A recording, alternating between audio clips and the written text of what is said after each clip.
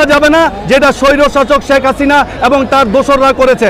আগামী দিনের যেই রাষ্ট্র ক্ষমতায় আসুক, যারা এই শহীদ হয়েছে তাদেরকে মর্যাদাপূর্ণ জায়গায় যাতে আমরা নিশ্চিতভাবে তাদের অবস্থান দিতে পারি, সেটা যেন আল্লাহ আমাদের সবাইকে তৌফিক দান করেন। বাংলাদেশকে পৃথিবীর বুকে একটি আত্মমর্যাদাশীল রাষ্ট্র হিসাবে পরিচালিত করার জন্য যে আত্মত্যাগ করেছে, সেটার জন্য আমরা অন্তঃস্থল থেকে তাদেরকে কৃতজ্ঞতাবোধ এবং আল্লাহর দরবারে তাদের রুহের মাগফিরাত কামনা করছি। এই বিজয়টা হলো বাংলাদেশের 17 কোটি মানুষের বিজয়। এই বিজয়ের পিছনে অনেক আত্মত্যাগ, অনেক রাজনৈতিক নেতাকর্মী গত 17 বছর যাবৎ নির্যাতিত হয়েছে, নিপীড়িত হয়েছে, গুম হয়েছে, খুন হয়েছে। এগুলোর সমস্ত কিছুর ক্ষোভের প্রতিফলন ঘটেছে। পৃথিবীর কোনো শাসক এই রকম ছাত্র সমাজ এবং গণহত্যা চালিয়ে টিকে থাকতে পারে নাই, সেটা বাংলাদেশে আবারও প্রমাণিত হলো।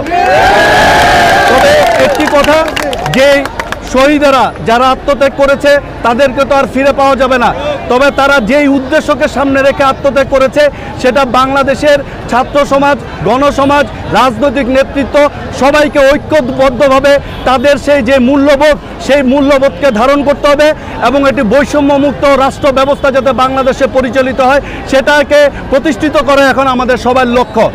এবং আমরা আরেকটি কথা ব্যর্থহীন ভাষায় বলতে চাই, যেহেতু আমরা একজন রাজনৈতিক দলের কর্মী, সেহেতু এই কথাটি বলা আমাদের জন্য অনেক গুরুত্বপূর্ণ। এই কারণে এই স্বৈরশাসক গত 17 বছর বাংলাদেশের মানুষের যে মুখ চেপে ধরেছে, বাংলাদেশের মানুষের যে অন্যায় অবিচার করেছে, সেগুলির প্রতিফলন যাতে আমাদের মাধ্যমে আবার প্রতিষ্ঠিত নয়, সেদিক থেকে আমাদের সজাগ দৃষ্টি রাখতে হবে। বন্ধুরা আমার, মনে রাখতে হবে বাংলাদেশের মানুষ বাংলাদেশ জাতীয়তাবাদী দলের একে অপরের নাম।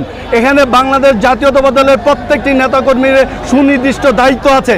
কোনো রকমের এই ধরনের কোনো কর্মকাণ্ডে নিজেদেরকে সম্পৃক্ত যেমন করা যাবে না, তেমনি অন্য কেউ যদি করতে চায়, কারণ বাংলাদেশের অনেক এরকম সুযোগ সন্ধানী মানুষ আছে যারা এই বিজয়কে তাদের নিজেদের আমাদের সাথে মিশে অনেকভাবে অনেক ধরনের অপকর্ম সংগঠিত করতে পারে। সেটার জন্য সবাইকে সজাগ দৃষ্টি রাখতে হবে। বন্ধুরা আমার, এমন কিছু করা যাবে না যেটা স্বৈরশাসক শেখ হাসিনা এবং তার দোসররা করেছে। আমরা বাংলাদেশকে একটি আত্মমর্যাদাশীল রাষ্ট্র হিসেবে পৃথিবীর বুকে নতুনভাবে পরিচিত করতে চাই, সেজন্য আপনাদের সবার সহযোগিতা কামনা করছি। বন্ধুরা আমার, এই বিজয় শুধু জাতীয়তাবাদী দলের নেতা কর্মীদের নয়, এই বিজয় বাংলাদেশের আপামর মানুষের। অতএব বাংলাদেশের মানুষের সেই মনের ভাবার্থ বুঝতে হবে, সেই অনুযায়ী কাজ করতে হবে। আমরা বিশ্বাস করি আগামী দিনে বাংলাদেশ অবশ্যই পৃথিবীর বুকের মানচিত্র এটি আলাদাভাবে নিজেদেরকে পরিচিত করবে, প্রতিষ্ঠিত করবে।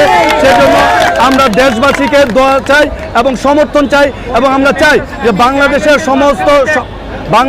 সমস্ত মানুষ, ছাত্র সমাজ, গণসমাজ এবং রাজনৈতিক নেতৃবৃন্দ সবাই ঐক্যবদ্ধভাবে আমাদের এই সুন্দর দেশটিকে আগামীর দিনে এগিয়ে নিয়ে যাব, সেই প্রত্যাশাই সবার কাছে ব্যক্ত করছি। এবং আল্লাহর কাছে, মহান রাব্বুল আলামিনের কাছে আবারও দোয়া করছি।